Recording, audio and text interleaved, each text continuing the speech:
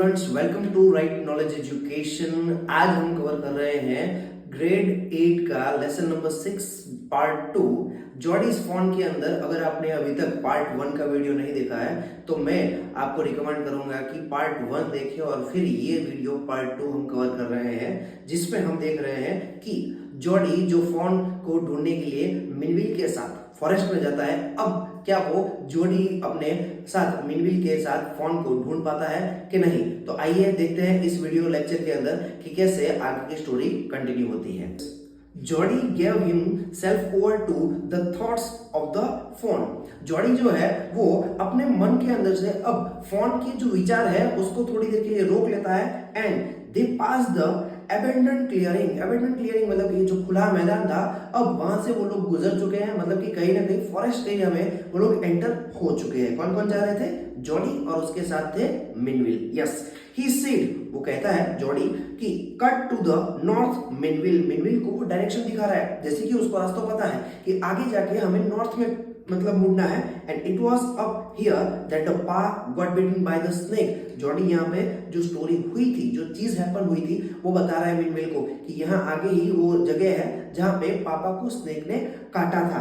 And kill the dog and I so the phone, जहाँ पे हमने डॉग को मारा था एंड फोन को भी मैंने वहीं देखा था। Suddenly Jody was unwillingly to have Minville with him। अब suddenly जॉडी को ऐसा विचार आता है, अनविलिंग फील करता है कि उनके साथ मिनविल होना चाहिए नहीं। And if the phone was dead, क्यों उसको ऐसा फील होता है? क्योंकि अगर फोन ढूंढते समय अगर फोन मर गया होगा और कुड नॉट बी फाउंड, और अगर फोन नहीं मिला and he could not have his disappointment seen, वो नहीं चाहता है कि मिनविल के साथ वो रह के डिसअपॉइंटमेंट फील करे।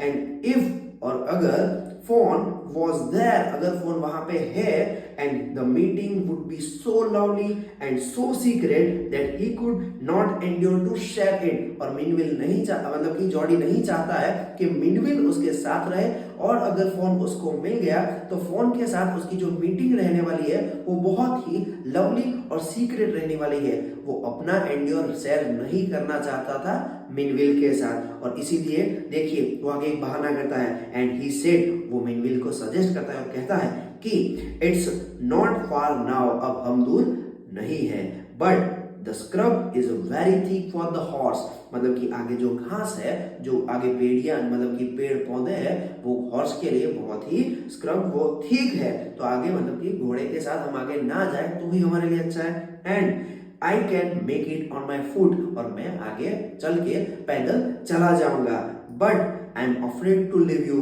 अब जो मिनविल है वो उसकी फिक्र करते हुए आंसर देता है, लेकिन मैं आपको यहाँ अकेले ऐसे छोड़ सकता नहीं हूँ, मुझे डर लगता है आप अगर अकेले आपको छोड़ दिया। And suppose you got lost, अगर आप खो गए तो, and got bitten by the snake too, और अगर आपको भी स्नेक ने काट लिया तो, and I will take care. Jody जो है वो आंसर देता है मिनविल को कि मैं अपना ख्याल खुद रखूंगा। And it might take me long time to find the fawn, और मुझे फोन को ढूंढने के लिए बहुत ही टाइम भी लग सकता है, बहुत टाइम स्पेंड हो सकता है।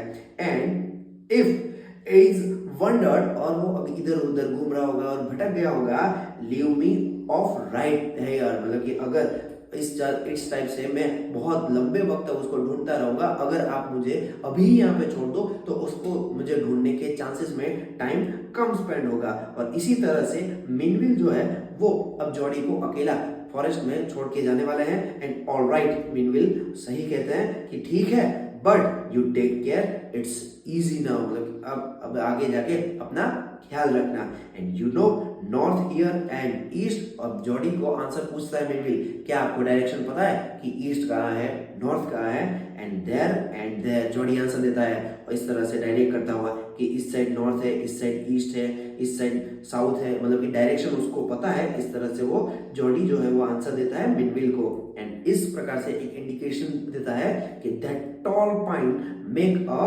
बेयरिंग। मेक अ बेयरिंग का मीनिंग होता है act as a compass and help to identify direction।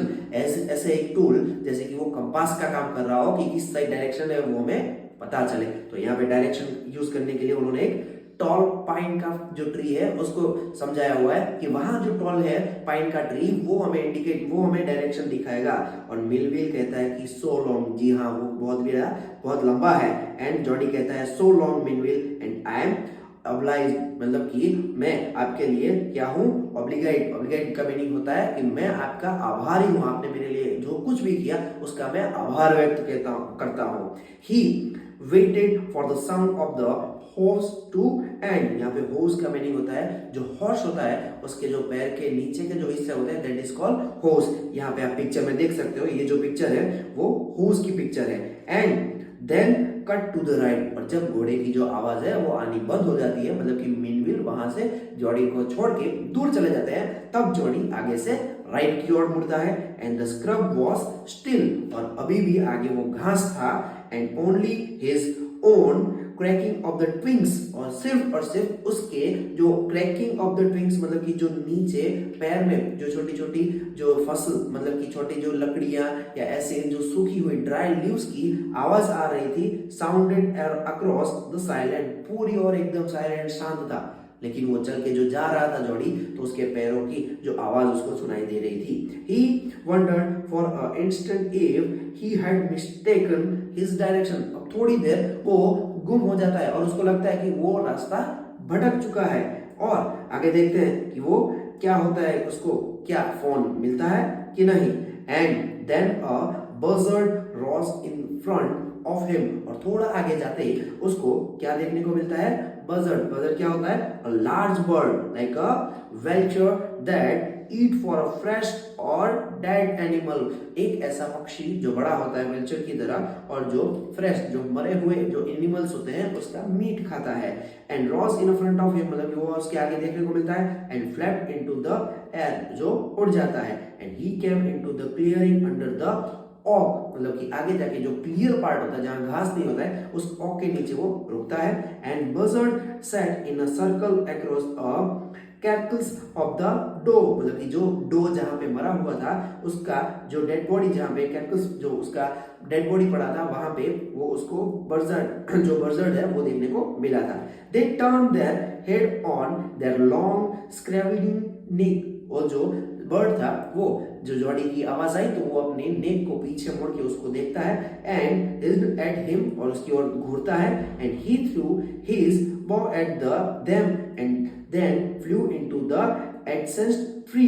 Adjacent tree का मीनिंग होता है वो वहां से, अब जो जॉडी ने कुछ उसकी ओर लंबा लकड़ी फेंकी तो वो जो ट्री था मतलब कि वो जो बर्ड था वो किसी ट्री के ऊपर जाके बैठ जाता है उड़ के। And the sand showed a large cat print but the big cat killed fresh, and they had left the doe and the carrier bird। अब जो क्या होता है, जो बर्ड होता है वो उड़ के बैठ गया। अब वहां जो डेड बॉडी पड़ी होती है जो डो की, उसके आसपास जाके जॉडी देखता है और जॉडी ऐसा देखता है कि वहां पे एक बड़ी जो कैट की फुटप्रिंट देखने को मिली।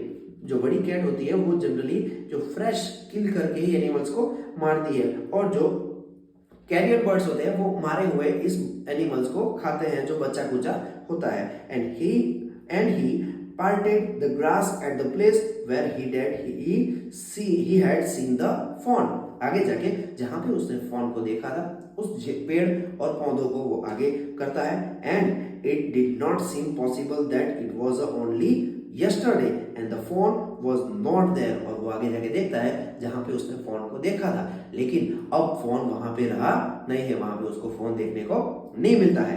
And he circled the clearing, और आगे जाके जो भी सर्कल था उसको वो क्लियर करता है। And there was no sound, किसी भी प्रकार की आवाज नहीं आती है। नो साइन, किसी भी प्रकार का साइन नहीं होता है। And the buzzard clapped their wings, और जो पक्षी था बजर्ड वो क्या करता है, क्लैप एयर मतलब कि उड़ता है, अपने विंग्स को फैलाता है। एंड इम्पार्शन to the return to their business, और वापिस जो वो काम कर रहा था, जो खाने का काम कर रहा था, मरा हुआ जो एनिमल था वहां आके फिर से वो अपने बिजनेस मतलब कि खाने का काम शुरू करता है। And he return to the spot where the fawn had emerged and dropped on the fall and study the sand for the small hoof print, और आगे जो हुप प्रिंट उसको देखने को मिलती थी तो जॉडी उसी हुप प्रिंट को फॉलो करता है, और जो बज़ार्ड जो पक्षी था वो फिर से आके उस जो डॉग की जो मतलब कि एनिमल की जो मीट पड़ी थी वहां आके वो खाना शुरू कर देता है। And the night's rain had washed away all the track and expect those cat और अ बज़ार्ड। सिर्फ और सिर्फ बारिश आने के कारण दो ही जो फुटप्रिंट देखने को मिलती थी, दो ही ट्रैक मिल रहे थे, मतलब कि जमीन जो मिट्टी होती है उसके ऊपर जो एनिमल या बर्ड्स आते हैं तो उसके पैरों के निशान होते हैं। तो यहाँ पे जॉडी को सिर्फ एक कैट और जो बज़ार्ड नाम का जो पक्षी है उसकी ही फुटप्रिंट देखने को मिलता है, और किसी भी प्रकार की ट्रैक फुटप्रिंट देखने को मिलता नहीं है। और इस प्रकार से जॉडी उस फॉन के फुटप्रिंट को ढूंढता रहता है आसपास, लेकिन अभी तक उसको मिलता नहीं है। तो यहाँ हमारा जो पार्ट 2 है वो भी क्या होता है, कंप्लीट होता है। और आगे हम थर्ड जो पार्ट है उसमें आगे की स्टोरी कंप्लीट कवर करेंगे, तो मैं आपको रिकमेंड करूंगा कि आप आगे का थर्ड पार्ट भी देखें। Thank you for watching.